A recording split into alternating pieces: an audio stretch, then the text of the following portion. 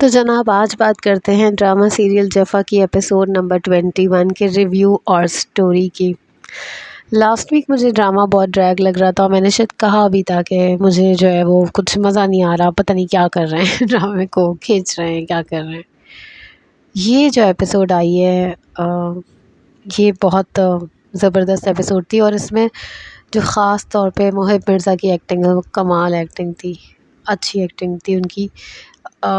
बहुत इंटेंस किस्म की सीन्स थे एक तरह से देखा जाए तो। ज़ारा और हसन के साथ जब शुरू में तो पहले दिखाते हैं बड़ा अच्छा सीन चल रहा है कि जब वो लोग अभी गए नहीं होते वापस तो उनके पास जो है ज़ारा के पास फ़ोन आता अपनी किसी पेशेंट का। तो ये कहती है भाई मैं तो छुट्टी पे गई हुई हूँ, मैं तो नहीं आ सकती। वो बार बार मना कर रही होती है मैं तो लीव पे, मैं तो लीव पे हूँ। हसन उसको पीछे से कुछ रोकता है फ़ोन पे और उससे कहता है हम जा रहे हैं वापस। तो वो बंदी खैर कह देती कि हम 2 घंटे में मैं पहुँच जाऊँगी। खैर पहुँच जाते हैं और एक सीन दिखाते हैं जिसमें ज़ारा की मदर जो है वो जब वो पता चलता है उनको कि ज़ारा वापस आ गई है तो वो मिलने के लिए जाना चाह रही होती तो उनकी सास यानी कि ज़ारा की दादी जो है वो रोक लेती कि ऐसा अच्छा नहीं लगता कि बेटी के घर बार बार चले जाएं। कहती मुझे पता नहीं क्यों मेरे दिल जा रहा है मैं अपनी बेटी को देखूँ वो ठीक है या नहीं है। तो बस वो यही कहती है कि फ़ोन करके पूछ लो और ऐसा मतलब डिस्करेज करती है मत जाओ, नहीं जाती हो। बात यहाँ ख़त्म हो जाती है लेकिन बात यहाँ नहीं ख़त्म होती। अ, होता यूँ है कि ये जो दादू हैं इनकी हसन की ये दिखाते हैं जब ये लोग गए हुए हैं ना तो पहले मैं ये बता दूँ पर वो जो बात ख़त्म नहीं होती वाली बात अलग बाद में करूँगी। तो वो ना एक कमरा जो नहीं लॉक रहता है उधर जाती हैं और उसकी साइड टेबल से तस्वीर निकालती हैं जिसमें हसन की मदर होती है, उस तस्वीर में हसन होता है, उनके हस्बैंड होते यानी फ़ादर होता है हसन के। तो वो तीनों पर वो कह रही होती हैं कि नाज़िया के साथ जो कुछ हुआ मैं दोबारा नहीं होने दूँगी, मैं तुमसे बहुत शर्मिंदा हूँ नाज़िया कि मतलब कुछ किया है इन लोगों ने, इनकी फैमिली ने नाज़िया के साथ यानी हसन की मदर के साथ जो हमें अभी तक रिवील नहीं किया गया है। खैर वो रो पीट के सारा सीन ऑफ हो जाता है। फिर उसके बाद जो है ना दिखाते हैं कि हसन और ज़ारा आ गए हैं तो इनके वो तो आ चुके हैं। फिर उसके बाद जो है वो दिखाते हैं कि अच्छा फिर हसन की दादी पूछती है ज़ारा से कि तुम खुश हो या नहीं हो तो कहती है नहीं नहीं मैं खुश हूँ। और अब तो वो मतलब उसको एक उम्मीद है कि चेंज आ जाएगा लेकिन ऑल्दो चेंज नहीं आ रहा। फिर ना दिखाते हैं कि ज़ारा ना अपने हॉस्पिटल में रहते हुए कॉल करती है उनको वो जो डॉक्टर हैं उधर कॉल करती है। अच्छा ये पहले पूछती है ना हसन से कि तुम अपॉइंटमेंट पर जा रहे हो या नहीं जा रहे। तो वो कहता है हाँ मैं जा रहा हूँ, ये देखो मोबाइल तुम चेक कर लो। वो कहती है नहीं नहीं अच्छा आई ट्रस्ट यू, लेकिन वो ट्रस्ट नहीं करती है। वो हॉस्पिटल जाके कॉल करती है और साइकेट्रिस्ट को और वहाँ पे पता चलता है कि नहीं इस्लाम का तो कोई पेशेंट उनके पास आता ही नहीं है। परेशान हो जाती है। अच्छा ये जो है ना पीछे से और नुमैर जो है वो सुन लेता है कि कुछ मसला है, कुछ है, परेशान है।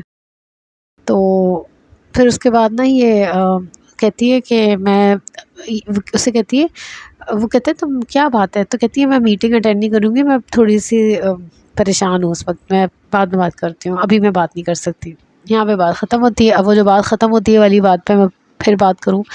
ये जाती है घर गुस्से में और जाकर दादो दादो आवाज़ लगाती है यानी हसन हसन आवाज़ लगाती है। फिर दादो के पास जाके खड़ी होती है, दादू से कहती है आपको पता था ना। तो कहती है हाँ बेटा मुझे पता था वो अपॉइंटमेंट पे नहीं जा रहा, लेकिन मुझे ना लेकिन ना उसने मुझसे वादा किया था कि जैसे ही वो आ जाएगा वेकेशन से तो वो जाएगा, उसने मुझे बोला है। तो कहती हैं आप दादू आपने मुझसे झूठ बोला था कि वो जा रहा है।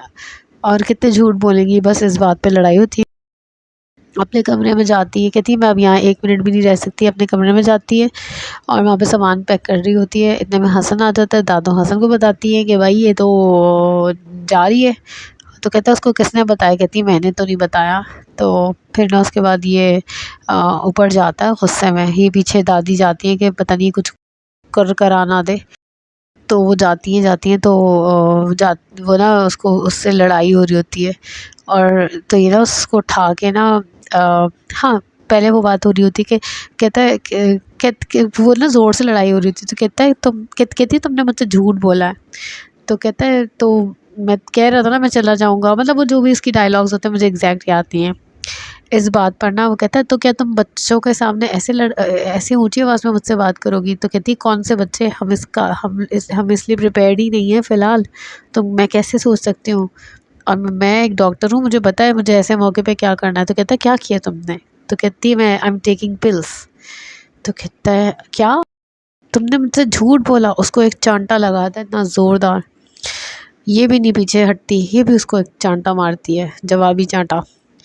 तो फिर उसके बाद जो है ना क्या होता है कि ये ना उसको खींचता है और खींच कर कमरे में ले जाता है और कमरा लॉक कर देता है, और वहाँ पे उसको इतना मारता है, इतना मारता है, पता नहीं किस किस चीज़ से टकराता है उसको कि वो बेहोश हो जाती है, अजीब सी हो जाती है। पहले ज़ख्मी होती है, काफ़ी देर तक होश में रहती है, लेकिन फिर बेहोश हो जाती है। और दादी जो है वो कमरे में, जब वो दरवाज़ा खोलता है दादी भी जाती है और कहती है ये क्या किया तुमने? और वो ना रो रहा होता है, ये सब करने के बाद वो रो रहा होता है। तो दादी कहती है ये क्या किया तुमने? कहता है मैंने नहीं किया, मैं तो ऐसे नहीं करना चाहता। कहती तुम क्यों, तुम कभी एक्सेप्ट नहीं करते अपनी गलती और इस तरह से ना। उसके बाद जो है वो बस फिर अस्पताल का सीन, फिर एम्बुलेंस बुलवाई जाती है, अस्पताल जाते हैं। अस्पताल जाते हैं तो अ, अस्पताल जाने से पहले मैं एक जगह रोक दूँ पहले। नुमैर और जो अंदलीब है ना उनका भी किस्सा बता देती हूँ अस्पताल से पहले पहले। तो नुमैर और अंदलीब की जो है वो मिसअंडरस्टैंडिंग दूर हो गई है। वो जो बात उसने शेयर नहीं की होती है वो उसी बात पर खफा होते हैं, जो हमें समझ नहीं आई थी कि भाई क्या बात है, वो क्यों खफा खफा घूम रहे हैं, क्यों इतने लॉस लॉस घूम रहे हैं। तो पता चलता है कि जनाब वही मोइस को थप्पड़ लगाने वाली बात पर वो खुश थी इतने दिनों से, और वो शेयर नहीं की थी उन्होंने। तो बस इनकी तो दोस्ती हो जाती है। और ये जो अपनी सास से फ़ोन पे बात कर रही होती है तो वो वीडियो कॉल पे तो चकरा जाती हैं। तो सास कहती है तुम शायद पढ़ाई की वजह से तुम्हारे साथ ये हो रहा है। फिर खैर वो नुमैर उसको ओआरएस वगैरह बना के देता है, बहुत केयर वेयर कर रहा होता है, तो अच्छा से वो सीन्स थे। तो फिर खैर वो अस्पताल वाला सीन होता है कि ज़ारा अस्पताल पहुंचती है, डॉक्टर्स चेक करते हैं। जब उसको चेक करते हैं तो डॉक्टर जो है वो ये लेकर जाता है ना हसन और दादो। डॉक्टर्स कहते हैं कि ये कैसे हुआ सब कुछ? तो वो कहता है हसन कहता है गिर गई थी ये। तो कहते हैं डॉक्टर्स, ये लोग सब कहते हैं लेकिन ये गिरने का केस तो नहीं लग रहा है, ये तो लग रहा है इनको किसी ने मारा है। इनके जो है वो निशानात अलग किस्म के हैं, बिल्कुल मारने वाले निशानात हैं। तो कहते हैं नहीं नहीं ऐसा तो कुछ नहीं हुआ, ऐसा तो कुछ नहीं हुआ। अंदर देखने जाता है तो उनसे देखा नहीं जाता, हसन से जुल्म करते हुए देखा जा रहा था, लेकिन जुल्म करने के बाद उनसे बिल्कुल देखा नहीं जा रहा। वो बाहर आते हैं, नुमैर को कॉल करते, कहते हैं तुम आ सकते हो आधी रात के वक्त? कहते तुम आ सकते हो। वो खैर जाता है अस्पताल, वो भी देखता है। उसको तो आइडिया है कि there something wrong with Hasan, या कोई मसला ऐसा है जिसकी वजह से सारा सिनेरियो क्रिएट हुआ है। तो वो ना वो करता है, जब वो पहुंचता है अस्पताल, वो देखता है ज़ारा की हालत, तो बाहर निकल के कहता है तुमने मारा है उसे? नुमैर उससे कहता है हसन से तुमने उसे मारा है? तो कहते हैं नहीं नहीं ये तो गिर गई थी। उसको कहता है शर्म आनी चाहिए तुम्हें, तुम एक औरत पर हाथ उठाते हो। और बस इस तरह से आप मसला मसाइल होते हैं यानी ऑब्वियसली। और फिर उसके बाद उसके पेरेंट्स अभी नहीं आए हैं, उसके पेरेंट्स अभी अस्पताल नहीं आए। तो यार ये सीन है भाई कि अगर एक पढ़ी लिखी बंदी जो कि एक्सेप्ट कर लेती कि यार ठीक है उसको एंगर के इशूज़ हैं, बंदे को हसन को एंगर के इशूज़ हैं, तो चलो सही करने की कोशिश करती हूँ, चलो इलाज करवाने की कोशिश करती हूँ, चलो उसको ठीक करती हूँ। बंदा यूँ तो अच्छा है, केयर तो करता है, मोहब्बत तो करता है, लेकिन नहीं, जब उसका गुस्सा आता है तो वो किसी चीज़ को नहीं देखता। लेकिन मुझे एक बात समझ में नहीं आई, जो मेरे माइंड में एक सवाल था। ठीक है वो दिखाया था एक दफ़ा कि रोड पर भी उसको एक दफ़ा ट्रैफिक के वक्त, वो गाड़ी चलाते वक्त भी हल्का सा गुस्सा आता है। वो फर्स्ट टाइम जब जा रही होती है उसके साथ, तब उसने देखा होता है उसका गुस्सा, जब शादी के फ़ौरन बाद की बात है। फिर उसके बाद जो है वो उसको गुस्सा आता है जब आ, ये जो अभी लेटेस्ट वाक़या होता है, ये लोग जाते हैं वेकेशन पे, वहाँ पर जो लड़के वीडियो पिक्चर्स ले रहे होते हैं, तब गुस्सा आता है उसको। ज़ारा पे पहले गुस्सा आ चुका होता है जैसे उसको चोट लग जाती है। ये गुस्सा इसको कभी वर्क प्लेस पे नहीं आया होगा क्या? वहाँ पर नहीं आया होगा कभी? किसी ने शिकायत नहीं की वहाँ पे? तो वहाँ उस पार्ट को भी दिखाना चाहिए थी कि कभी वहाँ भी ऐसा हुआ हो, वहाँ से भी कोई शिकायत आई हो। कोई मिलने जुलने वाला भी उसका नहीं दिखाया, कोई दोस्त भी नहीं दिखाया उसका। बस एक दादो दिखाई है और वो खुद दिखाया है, बस यही दिखाया उसकी लाइफ में। तो एक दफ़ा तो ऑफिस दिखाया है टोटल, जिसमें वो अपॉइंटमेंट का झूठ बोलना होता है तब दिखाते हैं, वरना तो उसका ऑफिस भी शायद इक्का दुक्का दफ़ा ही दिखाया है, वरना तो मुझे लगता है कोई काम भी नहीं करता, हर वक्त फारिग ही रहता है। तो ये चीज़ें, लेकिन ये ड्रामा जो है ना बहुत उन लोगों के लिए जो इस चीज़ को असली ज़िंदगी में सह रहे हैं, ऐसे लोगों को। आप देखें कि मारना एक होता है एंगर, एंगर की कोई लिमिट हो, कंट्रोल हो, लेकिन एक ऐसा एंगर जो क्रिमिनल एक्ट करने पर आपको वो मजबूर कर दे, ये तो बहुत ही सीरियस केस है। तो ये चीज़ जो है, अब पता नहीं ये माहिर नफ्सियात ही बता सकते हैं कि इसका कोई इलाज भी होता है क्या?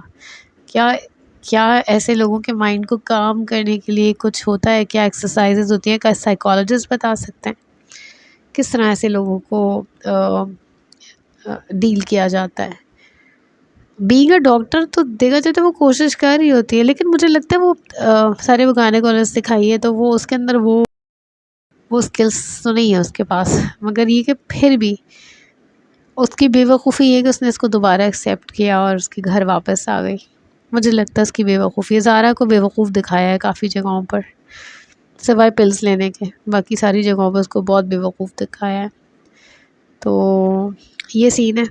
और अंदलीब की अच्छी जा रही है, अपनी सास से बहुत अच्छे से बात कर रही थी, कहती है आप मेरी माँ थोड़ी, सास थोड़ी हैं, आप मेरी दोस्त हैं। तो ओके अच्छा सीन था उनका वीडियो कॉल वाला। तो बस ये सारा सीन है। और अगली किसके प्रोमो मैंने देख लिए हैं, जेल वेल चले जाएंगे हसन।